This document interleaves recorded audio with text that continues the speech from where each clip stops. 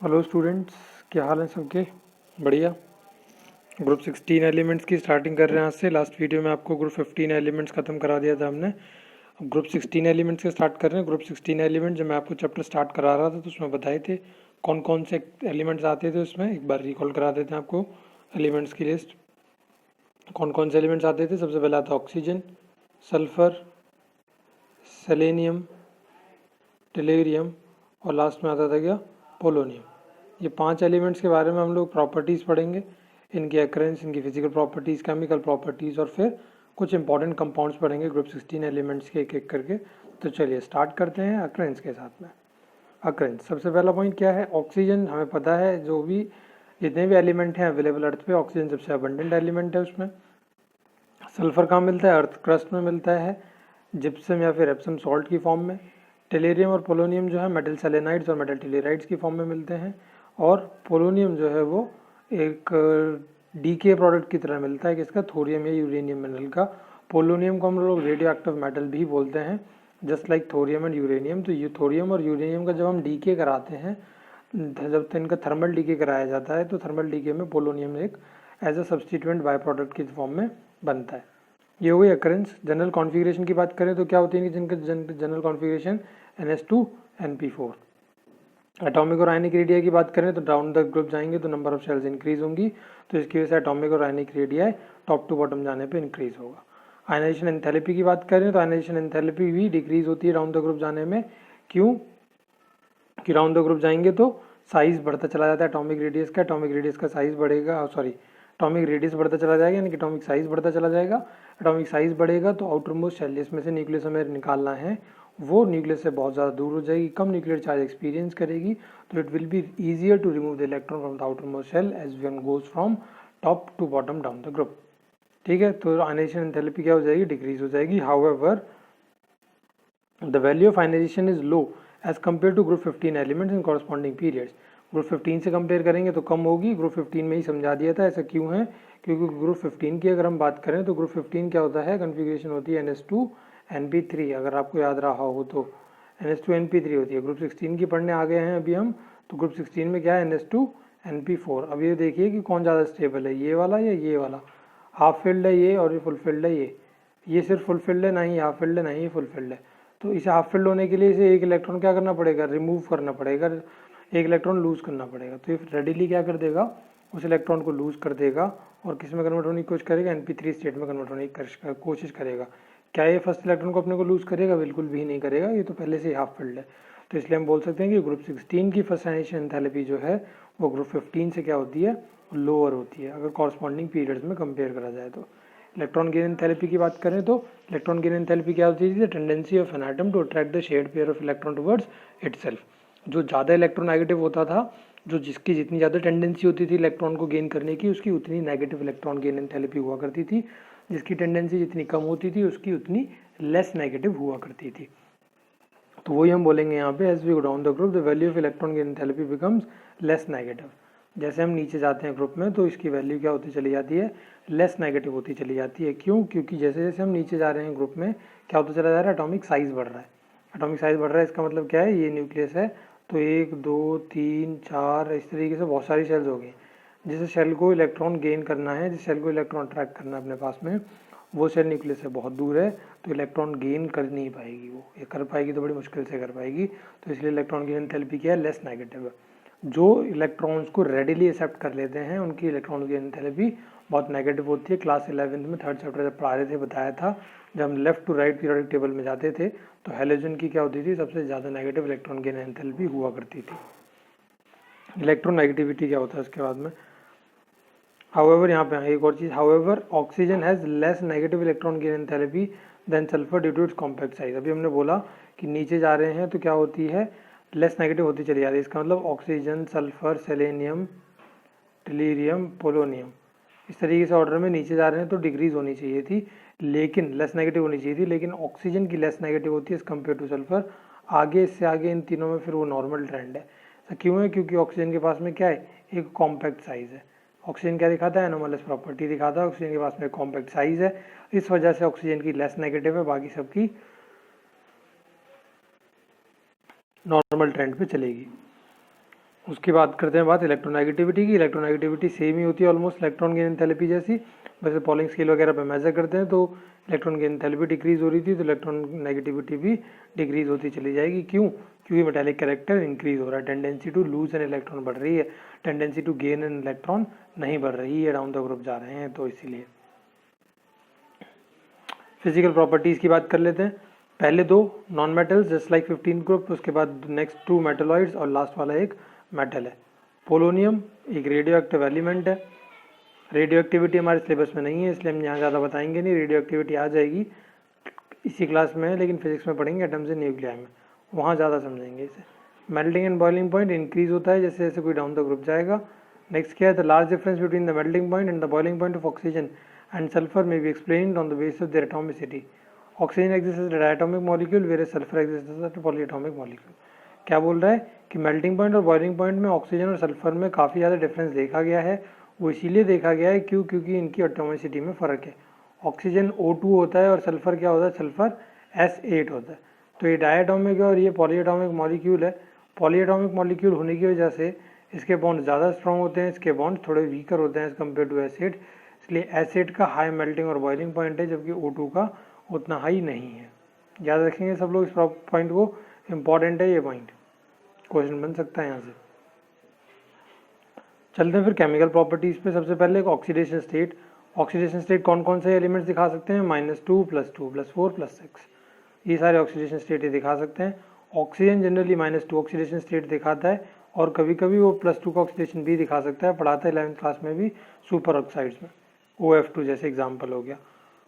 Other elements like sulfur and selenium, tellurium usually show +4 oxidation state in their compounds with oxygen and +6 with fluorine. Oxygen के साथ में अगर ये तीनों element combine करते हैं कौन कौन से, सल्फर, सेलेनियम और टेलेरियम, तो +4 का ऑक्सीडेशन स्टेट दिखाते हैं, लेकिन अगर फ्लोरीन के साथ में कंबाइन करते हैं तो ये +6 का ऑक्सीडेशन स्टेट शो करते हैं।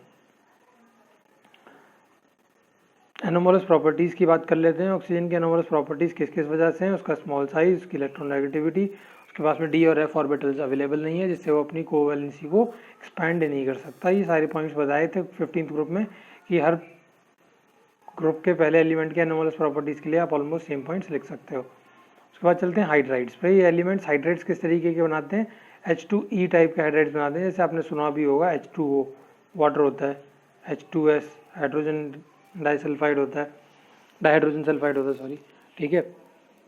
तो इस तरीके से हाइड्राइड्स अलग अलग बनते हैं। सबसे पहले हाइड्राइड्स की प्रॉपर्टी पढ़ेंगे हम एक एक करके। तो हाइड्राइड की सबसे पहली प्रॉपर्टी जो हम पढ़ने वाले हैं वो क्या है, thermal stability.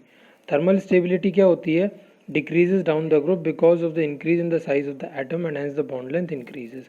Down the group जाते हैं तो एटम्स का साइज बड़ा होता चला जाता है, एटम्स का साइज बड़ा होता चला जाता है तो बॉन्ड लेंथ भी इंक्रीज होती चली जाती है। बॉन्ड लेंथ इंक्रीज होने की वजह से वीक हो जाती है, तो हाई टेम्परेचर पे हो सकता है ये बॉन्ड टूट जाएगा, तो इतनी ज़्यादा थर्मल स्टेबिलिटी नहीं होती नीचे वाले एटम्स की बात करें तो down the group thermal stability will decrease.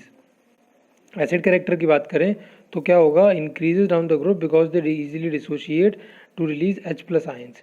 क्या हो रहा है, H+ आयंस बड़ी आसानी से रिलीज कर देते हैं। फॉर एग्जांपल नीचे बात करें हम लोग, जैसे मान लो मैंने H2O लिखा, मैंने H2S लिखा, H2SE लिखा, ऐसे वैसे कुछ मैंने एलिमेंट्स लिख दिए, सारे इसके हाइड्राइड्स लिख दिए, तो क्या होगा, डाउन द ग्रुप अभी हमने बोला था डाउन द ग्रुप जा रहे हैं तो एलिमेंट्स के साइज बढ़ते चले जा रहे हैं, बॉन्डिंग जो है वो वीकर होती चली जा रही है।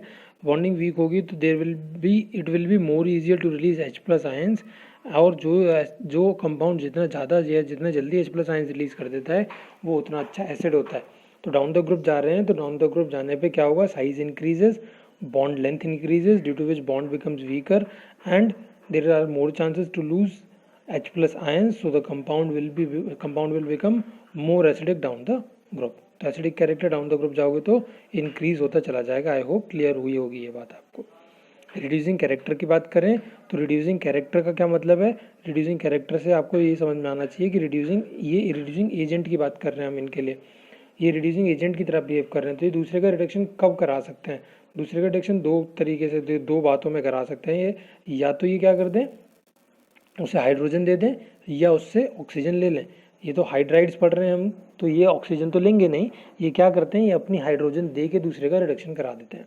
तो अब हम डाउन द ग्रुप जा रहे हैं, अभी मैंने आपको समझाया था डाउन द ग्रुप जाने पे क्या होता है। डाउन द ग्रुप जा रहे हैं तो अभी बताया था tendency to lose H plus ion was increasing, hydrogen को लूज करने की टेंडेंसी इंक्रीज होती चली जा रही थी। कोई कंपाउंड जितनी जल्दी H लूज करेगा वो दूसरे का रिडक्शन करा देगा उतनी जल्दी। भाई जो H हाइड्रोजन को लूज कर देगा कोई दूसरा उसके हाइड्रोजन को एक्सेप्ट कर लेगा, उसका रिडक्शन हो जाएगा और ये किसकी तरह काम करने लगेगा, रिड्यूसिंग एजेंट की तरह काम करने लगेगा। तो डाउन द ग्रुप जाएंगे तो रिड्यूसिंग कैरेक्टर क्या होगा, इंक्रीज होगा। क्यों? क्योंकि हाइड्रोजन को लूज करने की टेंडेंसी डाउन द ग्रुप बढ़ती चली जा रही है। के बाद बात करते हैं बॉइलिंग पॉइंट की। तो वाटर का बॉइलिंग पॉइंट हाईएस्ट होता है। अगर इन सब में बात करें तो हाइड्राइड्स में वाटर का फॉर्मूला क्या होता है, H2O, यानी कि ऑक्सीजन का जो हाइड्राइड होता है उसका बॉइलिंग पॉइंट सबसे ज़्यादा होता है। क्यों? क्योंकि इसके अंदर आपने पढ़ा भी है अभी तक छोटी क्लासेस में कि वाटर के अंदर हाइड्रोजन बॉन्डिंग होती है। लेकिन नीचे चलें, after sudden drop from H2O to H2S boiling point increases from H2TE because of increase the molecular mass and the van der Waals forces. कहने का मतलब ये है, ट्रेंड कुछ इस तरीके का होता है कि H2O का तो जो बॉइलिंग पॉइंट है वो बहुत ज़्यादा होता है, वो काफ़ी हाई होता है। फिर उसके बाद में H2S का एकदम से गिर जाता है। क्यों? क्योंकि उसके पास में क्या है, वैन डर वाल्स फोर्सेज हैं। फिर H2S से अब आप आगे की तरफ चलोगे, सेलेनियम का हाइड्राइड देखोगे, टेलीरियम का हाइड्राइड देखोगे, पोलोनियम का हाइड्राइड देखोगे, तो यहाँ अगर आप ट्रेंड देखोगे तो बॉइलिंग पॉइंट इंक्रीज होता चला जाता है। रीज़न बिहाइंड दैट इज़ कि साइज इंक्रीज हो रहा है एलिमेंट्स का, साइज इंक्रीज होने की वजह से वैन डर वाल्स फोर्सेज का मैग्नीट्यूड स्ट्रांग होता चला जा रहा है। यहाँ पे हाइड्रोजन बॉन्डिंग थी, सबसे ज़्यादा हाइड्रोजन बॉन्डिंग है। हाइड्रोजन बॉन्डिंग और किसी भी हाइड्राइड के पास नहीं है, इसीलिए इसका सबसे ज़्यादा मेल्टिंग पॉइंट है। डिक्रीज क्यों हो रहा है? क्योंकि यहाँ पे हाइड्रोजन बॉन्डिंग है और यहाँ पे वैन डर वाल्स फोर्सेज, तो van der Waals forces are much weaker as compare to hydrogen bond. तो इसलिए हाइड्रोजन सल्फर इसका H2S का क्या हो जाएगा, बॉइलिंग पॉइंट कम हो जाएगा। लेकिन नीचे जा रहे हैं तो फिर से बॉइलिंग पॉइंट इंक्रीज होना शुरू हो गया, इसका इससे ज़्यादा होगा और पोलोनियम के हाइड्राइड का सबसे ज़्यादा होगा। क्यों? क्योंकि डाउन द ग्रुप जा रहे हैं तो साइज इंक्रीज हो रहा है एलिमेंट्स का, जिसकी वजह से van der Waals forces increase हो जा रही हैं। Van der Waals forces increase हो जा रही हैं तो बॉन्ड कम टेम्परेचर पर टूट जाए ऐसा पॉसिबल नहीं है, इसलिए बॉइलिंग पॉइंट और मेल्टिंग पॉइंट दोनों इंक्रीज होते चले जा रहे हैं। यह मार्क कर लीजिएगा इस पॉइंट को इंपॉर्टेंट करके, हो सकता है यहाँ से 1 मार्क का क्वेश्चन आपसे बन सकता है। बॉइलिंग पॉइंट पे अरेंज करने के लिए आपको दे सकता है किसी भी तरीके से। ऑक्साइड्स पे चलते हैं अब। ऑक्साइड्स हाइड्राइड्स पढ़ लिया, अब ऑक्साइड्स क्या हैं, सारे एलिमेंट जो हैं वो ऑक्साइड बनाते हैं एक्सेप्ट ऑक्सीजन। ऑक्सीजन को तो ऑक्साइड आप लोगों ने सुना ही नहीं होगा। EO2 और EO3 टाइप का बनाते हैं। ओजोन O3 की बात करें, सल्फर डाइऑक्साइड SO2 की बात करें तो गैसेज है। SeO2 की बात करें, सेलेनियम डाइऑक्साइड तो एक सॉलिड है नेचर में। इनके रिड्यूसिंग कैरेक्टर की बात करें डाइऑक्साइड के, तो डाइऑक्साइड का रिड्यूसिंग कैरेक्टर डिक्रीज होता चला जाता है डाउन द ग्रुप। अब ये रिड्यूसिंग कैरेक्टर ऑक्साइड का डिक्रीज क्यों हो रहा है डाउन द ग्रुप? अभी मैंने आपको बताया कि कोई भी किसी भी चीज़ का रिडक्शन कब कर सकता है, या तो वो उससे हाइड्रोजन दे दे या वो उससे ऑक्सीजन ले ले। ठीक है, और क्या बताया, डाउन द ग्रुप जा रहे हैं तो साइज इंक्रीज हो रहा है, इसकी वजह से बॉन्ड लेंथ इंक्रीज हो रही है, तो बॉन्ड टूट जाए ये थोड़ा काम आसानी से हो जाता है। ठीक है, बॉन्ड आसानी से तोड़ा जा सकता है। यानी कि नीचे हम जा रहे हैं तो ऑक्सीजन कोई भी ये एलिमेंट आसानी से लूज कर देगा।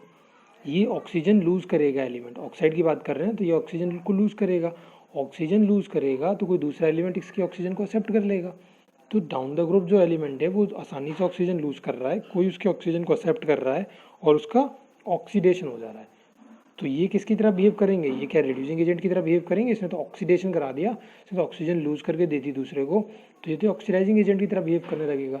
तो डाउन द ग्रुप जाएंगे तो ऑक्सीजन को लूज करने की टेंडेंसी इंक्रीज होगी। रीजन बता दिया क्यों, तो डाउन द ग्रुप जाएंगे तो रिड्यूसिंग कैरेक्टर क्या होता चला जाएगा, इसलिए डिक्रीज होता चला जाएगा। इसलिए बात करें, देखो यहाँ पे लिखा भी है हमने, dioxide decreases from SO2 to TeO2, SO2 is a reducing agent while TeO2 is an oxidising agent.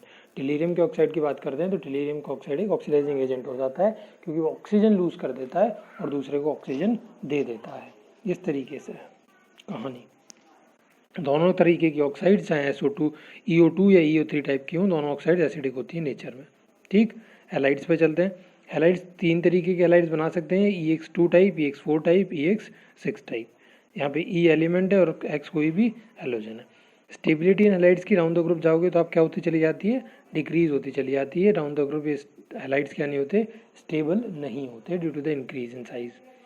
Amongst hexahalides, hexafluorides are the only stable halides. Hexahalides की बात करें तो सिर्फ और सिर्फ हेक्साफ्लोराइड्स ही ऐसे हैं जो स्टेबल हैं, अदरवाइज बाकी एलिमेंट्स के हैलाइड्स स्टेबल नहीं हैं।